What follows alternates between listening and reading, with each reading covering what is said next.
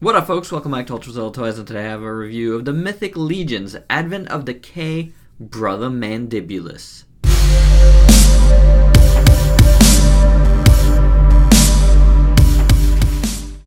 Alright, my zillions, we got quite an evil figure on the review desk today, and we got the Mythic Legions Mandibulus, who I really wanted, because I think this is such a cool homage to, like, between a Judge Death and the Batman Who Laughs from DC Comics.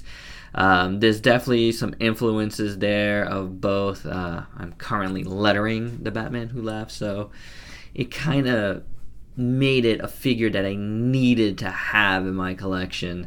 And I didn't order it. I didn't pre-order it, so I wasn't around for their one-day sale, and I missed the figure at ToyCon New Jersey. So I just put my order in at BBTS and I got it. It only came out a few bucks more than what it would have cost from Mythic Legions with shipping, so it's not super bad.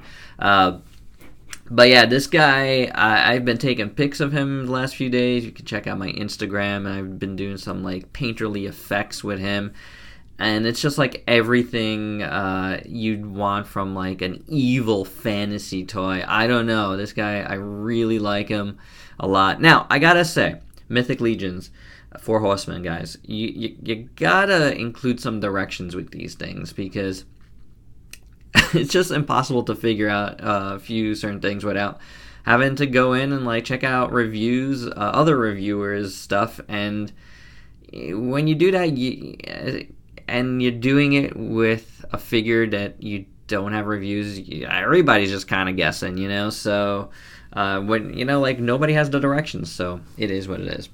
Yeah, just a little personal gripe. Now, the thing I want to mention the most is he comes with, when it comes to that, is he comes with this these cloth, items here, soft goods, and they're supposed to go in here. Now, the way to do it is you pop this guy apart, and then you place these. It has little, circular things, openings, and you place them around the big ball joint in the middle of him, and then you put him back together. Because I wanted to make him more Batman-esque, even though the Batman Who Laughs doesn't really have a cape, I decided to put him in his back, and I just put the holes in the shoulder armor, shoulder pads, pauldron thingies, over it. So, you have to fix back here a little bit, but that's not a problem.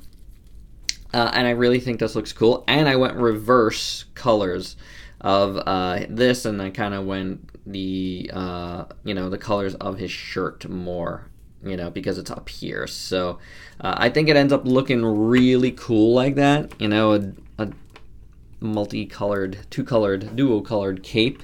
I dig it. I think it works well. More so than it does from what I've seen in pics with him in the hip skirts. And you know what? It's my figure. I paid $50 for it, and I don't care. So I don't care what the official way is. This guy is a figure in my collection. So there you go. But I told you what I've seen other people do with it and how I think it's supposed to look based on, the official pics. It's not how it's supposed to look with me. For accessories, Mandibulus comes with a couple of these generic shoulder connectors, and for his back, you have different things you could do with them if you get other figures and whatnot. Different connection points, different things. You could take some stuff out and put them in. I don't find any good use for them on this particular figure, and the style just isn't right. It's like a really silver-esque, and all his armor is more like dark grays. So this is kind of useless for here for my liking, but it is what it is. He does have a little side strap thing that you could put around him, and you could put his sword in, I guess. Well, just a little fake leathery looking thing. It's okay. I don't think it's gonna be something I'm gonna use, but it does come with it, you know. Then he comes with this giant spear looking thing, axe spear thing, which is very nice. It's got like some wrappings around here which have like some like orange wash over, like kind of like a beigeish yellow.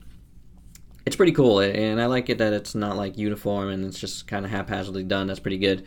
And then the blade is done in a nice gunmetal gray, lots of scratches in it, and like some like indentations where it's been very well used.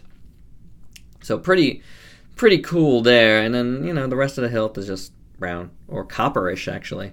It's like a copper, and you can hold it like so. That's pretty cool. Then he comes with this like mace thingy, which just came apart. I don't think I realized it did that, but there you go. Comes apart. I don't know why you would do that, but at that point, I guess you could mix and match stuff. Very nicely done. Gunmetal also with a nice little gold little rivets in it. Pretty nice. Good bludgeoning weapon.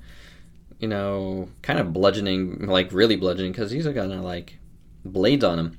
And then this is done in like faux wood here, and that's pretty cool. Nice faux wood handle. Got a nice like metal tip here, and it's not metal, but faux metal jacket. And it's really nice. It's a nice piece as well. I kind of like it. I don't know if I like this as much as this, because I like the idea of like two weapons that he could hold. Like I don't see him wielding this as well as a sword, and I don't know. It doesn't work for me as well as maybe these two will work together, in my opinion. Let's see.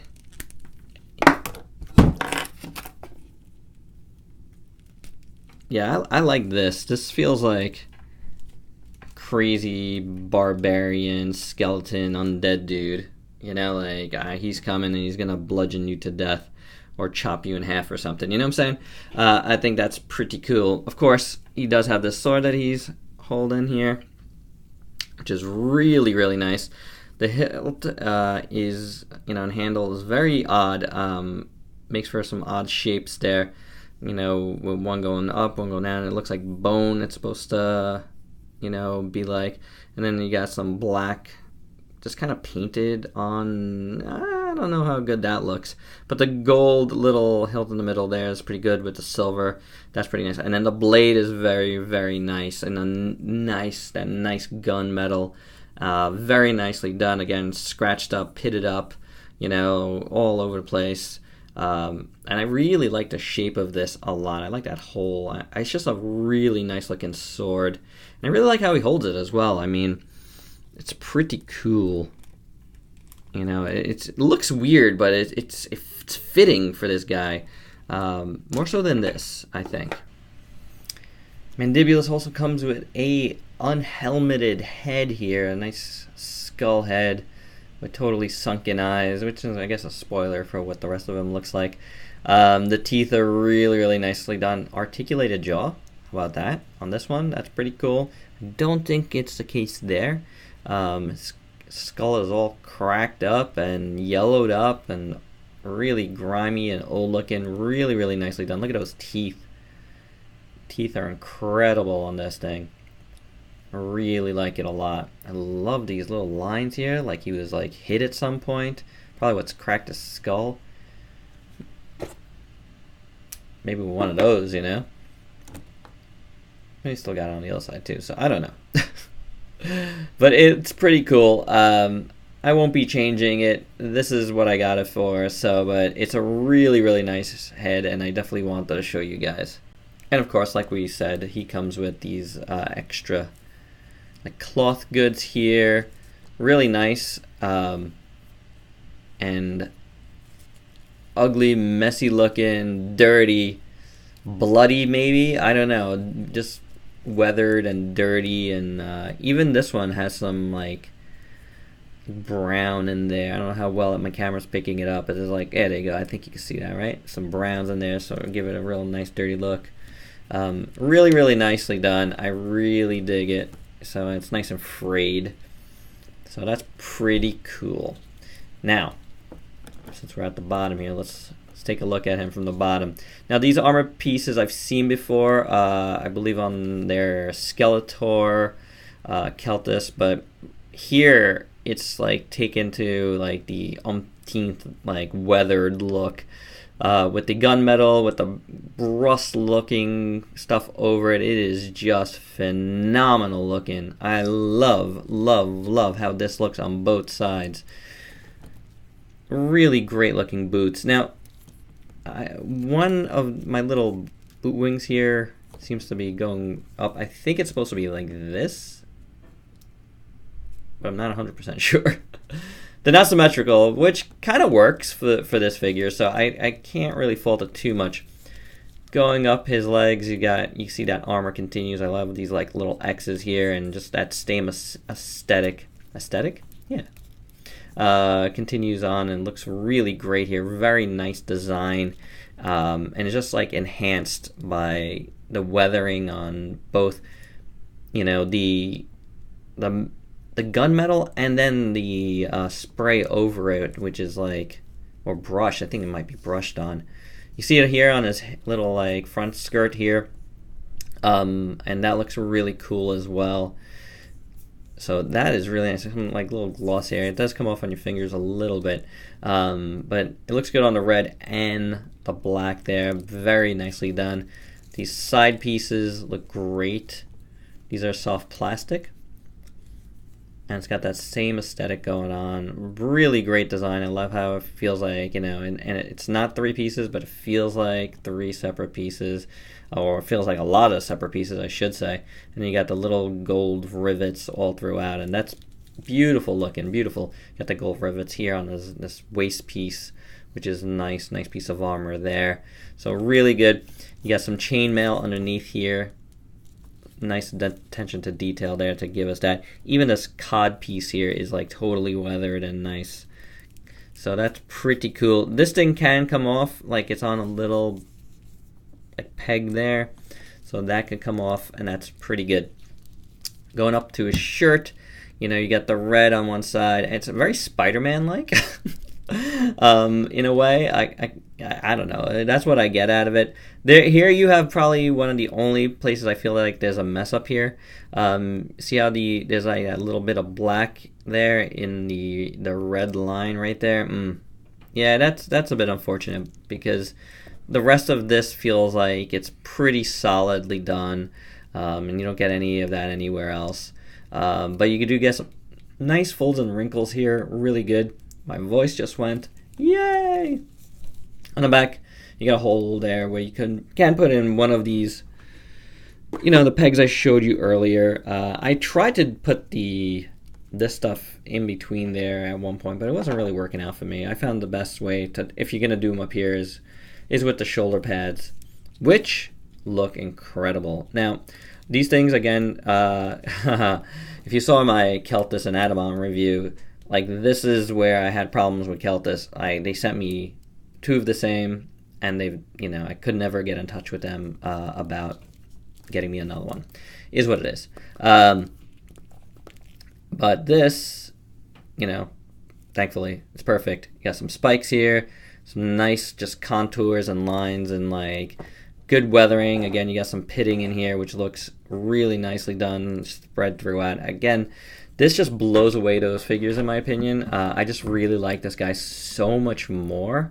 And we're gonna take a look after, but there's something about the colors and the way they did this particular weathering, I think, in juxtaposition with this color, red and black, and the bones, like in like bone color, is just superb in my opinion. So really cool. These look really good there. If you want, I will take them off, and we will take a look at, because we've seen them, and you know, it's probably better for articulation now anyway. Here you go. This is what he looks like without. More so now, the Batman Who Laughs. Who's with me on that? So this is what the upper piece looks like here. Nice design there, really good. There's the rivets again. Rivets on two sides. I love that it's on both sides here on the elbow pad. The glove looks amazing. Very nicely done. Nice gauntlet there. Both sides, you know, asymmetrical, which is nice as far as, you know, the rust and stuff. So pretty cool. Really nothing going on his back. And, you know, honestly, that's why I like having the cloth goods coming off his back instead of the side skirts. I don't really need it on the side skirts. I'm fine with just this. You know, like this piece here makes it fine for me because I just feel like the way, okay, here's my theory. The way this is folded this way and this way makes it feel like these would be the only spots where it would be long anyway. You hear what I'm saying? Like, and the rest would be like tucked in. Like this like is like tied in front. I don't see it as one giant long shirt, nor do I like how combining this with this actually looks. I don't think it looks right.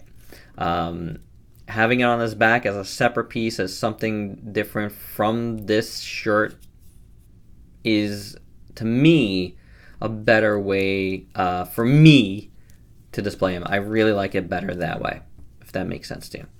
He has this piece here. It's a floating piece, a soft plastic. Also saw this with Keltis. It's pegged in from the back. It looks really good on him, though. I really like it. Same weathering effects, really nicely done. The bone arm looks great. Underneath looks really nice. You know, all messy, kind of some like little holes in there. That looks pretty cool. And again, the coloring on that is very nice. Now his head, first off his neck, you see that, the neck joint in there, which is done awesomely. I really like it. I mean, if you're going to take this off here, then you do want to see the neck, and that's pretty cool. The helmet, you know, and the face is all one piece, but you can take off this front visor. But let's take a look at that visor. Really nice. It's a different, like, it's a silver, you know, and then it's worn in, which is in contrast to the rest of him and more along the lines of that, even different than that. And then his helmet is a copper color, which is actually really nice. And I do like the different color scheme going on here. He's got bone horns, one is broken, and I like that, and there's a little gold spike on the top. I love how the back looks, and I like the chainmail coming down. That's pretty cool. Good weathering there, nice dent in there. That's really excellent. I really like the chainmail, how it kind of just goes around there on his neck. And then you can see his face here. It is not an articulated jaw, but it looks really cool in there. Really nice looking. And now, again, you can pop this out, or you could just lift it up. And you can see his face. Compared to this is like a regular skull. This is Brother Mandibulus, you know? Now that you look at him together, even if he opens his mouth, nah. This is a regular skull. This is something different, dude. Like, this is like, you want to believe that almost that these are his horns in a way, you know what I'm saying? Like, this is evil right here. Like, I feel like you see something in his eye sockets, and that's creepy and scary. And my son was even scared of him. And there's just like more weathering on his face. It's more like deeply decayed than this skull is. So this is cool. Leave that one home. This is your Brother Mandibulus here, and it is quite the figure. So I really dig the overall look of this guy. It's just incredible. All right, let's take a look at this dude's articulation that we saw. This part. Now the head is on a ball joint, so you got a really pretty good range of motion there, as well as the neck is on a joint.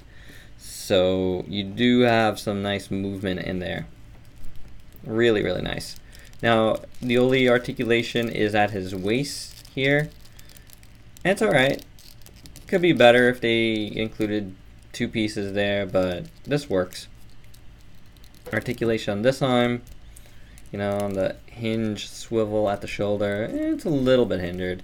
This one is not, even though it's got this piece, because this piece slides over. It's a soft plastic.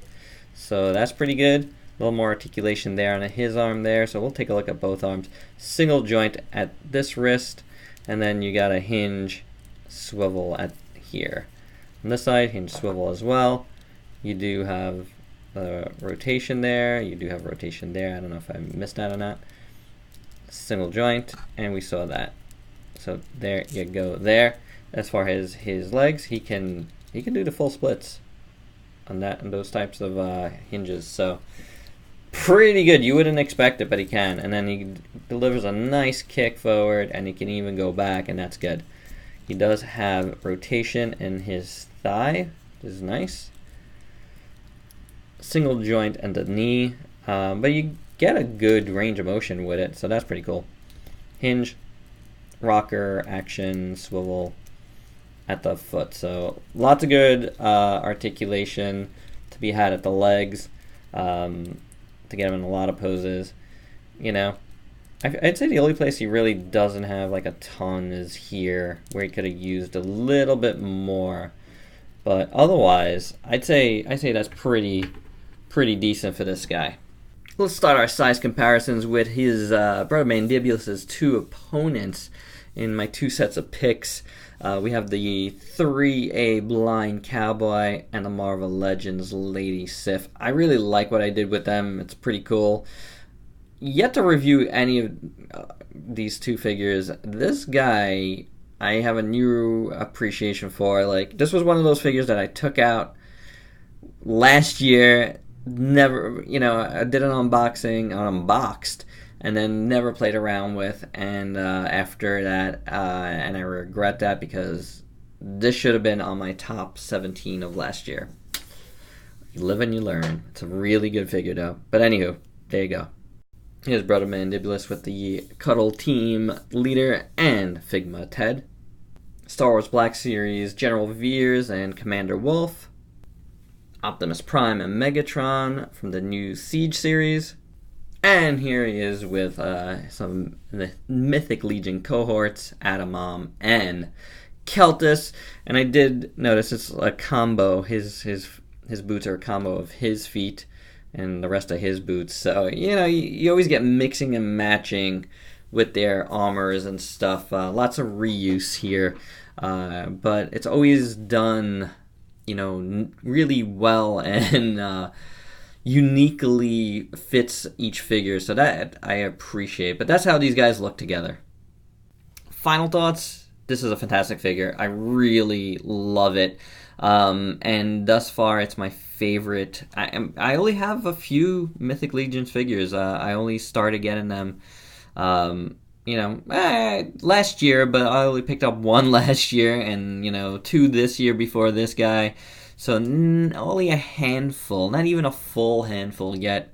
But this is definitely my favorite of the bunch, and it spoke to me, you know, like, again, the connection to something I was working on was really strong, and I really wanted to get it for that reason, but also just the way the figure looked and, like, you know, promos and stuff. I was like, man, I think I need to have that one, and I was right. I was justified.